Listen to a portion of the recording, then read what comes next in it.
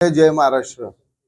आज आपल्याशी संवाद साधण्याचा सर्वप्रथम हेतू असा आहे की कालच्या पूर्ण दिवसभराच्या प्रक्रियेमध्ये आपण एक गोष्ट बघितली। परवा आम्ही शिवसेना उद्धव बाळासाहेब ठाकरे पक्षाचा कल्याण डोंबिवली महानगरपालिकांच्या नगरसेवकांचा एक गट स्थापन केला। तो गट स्थापन करत असताना 7 सदस्य उपस्थित होते, परंतु आपल्या सगळ्यांना माहिती आहे की टोटल उद्धव बाळासाहेब ठाकरे पक्षाचे कल्याण डोंबिवली महानगरपालिकेमध्ये 11 सदस्य निवडून आलेले।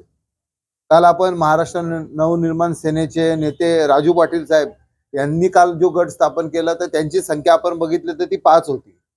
काल आपण डॉक्टर श्रीकांत शिंदेची बाईट ऐकली तर त्यांनी सुद्धा मनसे आणि शिंदे गट यांचा अलायन्स झाल्याचं म्हटलं, परंतु ह्या दोघांच्या कुठल्याही वक्तव्यामध्ये शिवसेनेचे 4 निवडून आलेले नवनिर्वाचित नगरसेवक कुठे आहेत, कोणत्या परिस्थितीमध्ये आहेत, त्यांच्यासोबत आहेत की नाही आहेत किंवा त्यांचं काय केलं याच्याबद्दल कुठल्याही पद्धतीची वाच्यता त्यांनी केली नाही। परंतु आपल्या सगळ्या माध्यमातून मला एक आपल्याला नमूद करायचं आहे की हे 4ही सदस्य आमच्या संपर्कात आहेत, आमच्याशी संपर्क साधण्याचा प्रयत्न करत आहेत आणि हे 4ही सदस्य शिंदे गटाच्या आणि मनसेच्या लोकांच्या ताब्यामध्ये आहेत आणि ते वारंवार आम्हाला फोन करून हे सांगत आहेत की आम्हाला डांबून ठेवण्यात आलेलं आहे, आमच्या मनाच्या विरुद्ध त्यांनी आम्हाला तिथे ठेवलेलं आहे।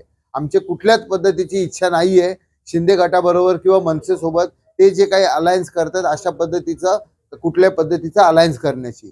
त्यामुळे आज आमच्या पुढे हा प्रश्न पडलेला आहे की पुढे काय केलं गेलं पाहिजे। परंतु ज्या पद्धतीने नगरसेवकांनी आमच्याशी संपर्क साधून त्यांनी त्यांची इच्छा व्यक्त केली, तर मला असं वाटतं की ज्यांच्या ताब्यामध्ये आमचे नगरसेवक आहेत त्यांनी त्या नगरसेवकांना समोर आणून त्यांची भूमिका देखील स्पष्ट करून देणं गरजेचं आहे। आजच्या दिवस आम्ही वाट बघणार आहोत। आज जर त्यांनी त्यांची भूमिका स्पष्ट केली नाही किंवा आमच्या नगरसेवकांना प्रसार माध्यमांच्या समोर आणलं नाही तर आम्ही additional SP, additional CP, DSP, ACP आणि स्थानिक पोलीस स्टेशनला आमच्या नगरसेवकांच्या मिसिंगची कंप्लेंट दाखल करणार आहोत।